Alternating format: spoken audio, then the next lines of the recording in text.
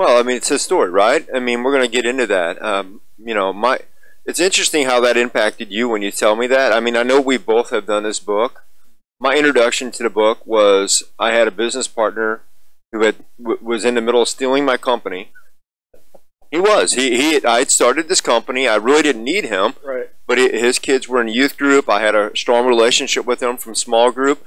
I thought he was a believer. Apparently there was a lot of people at the church who had warning signs, but nobody had decided to speak up and tell me about him. Right. I get in business with this guy. We're making money hand over fist at the time.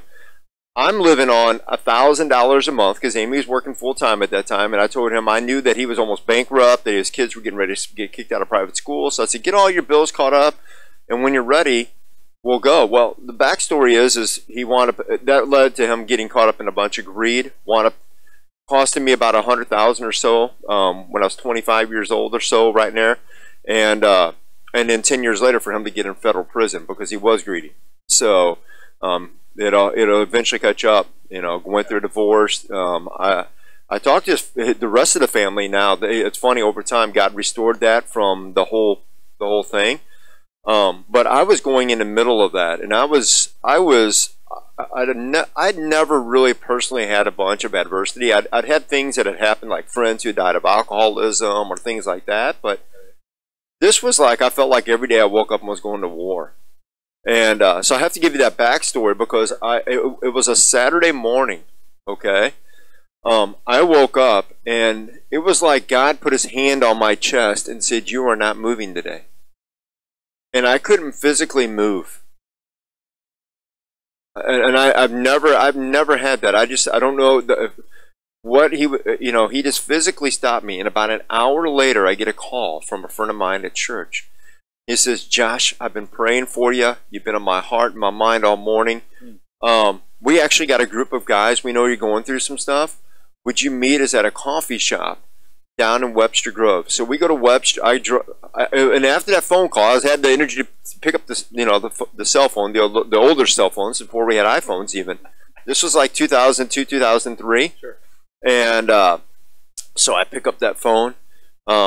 Hear that, I go to this coffee shop in Webster. I was able to move after that. It was like God released it. I got dressed. I said, okay, this must be God ordained, because I couldn't move for the past hour. Sure. I woke up and literally couldn't move. And now I'm able to move. So I go to this thing, and he hands me that book.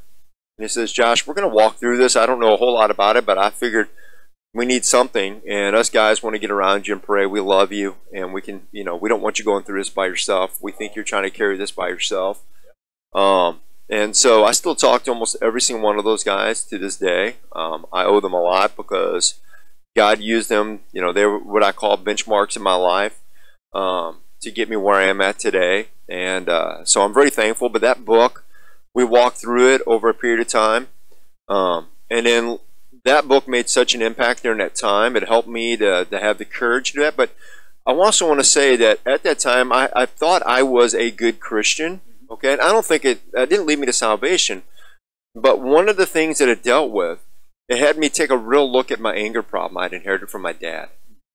My dad would get upset and take out his frustration and anger, and so this had evolved into my marriage. And I want to give you a picture of how this evolved in my marriage. I took a devotional and chucked it, and it stuck in the wall.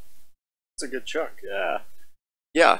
Yeah, I was so upset. I obviously wasn't going to hit me. I'm worshiping Jesus, but whack. I was so frustrated that I took a book and threw it into the wall. And it was, God used this book to show me that my marriage, if I was going to be the man that he was calling me out to be, that I had a lot of learning to do. I didn't even have the basics figured out. I'm a year and a half, 2 years in this marriage. We're past the honeymoon. There was a lot of things converging at one time in my life at this point. Yeah. And so that book became a cornerstone and has continued to be a cornerstone when I mentor young men to this point. So I want to give a little backstory. Sorry, I didn't mean to interrupt you. No, you're good. But I found it interesting that it led you to salvation, but it led me, and that's, I think, the beauty of how this book is written, is it led me to really want to be a better husband. You know, in the sense of in that book, rescue the beauty, right, and also invite her into the adventure, right? right. So.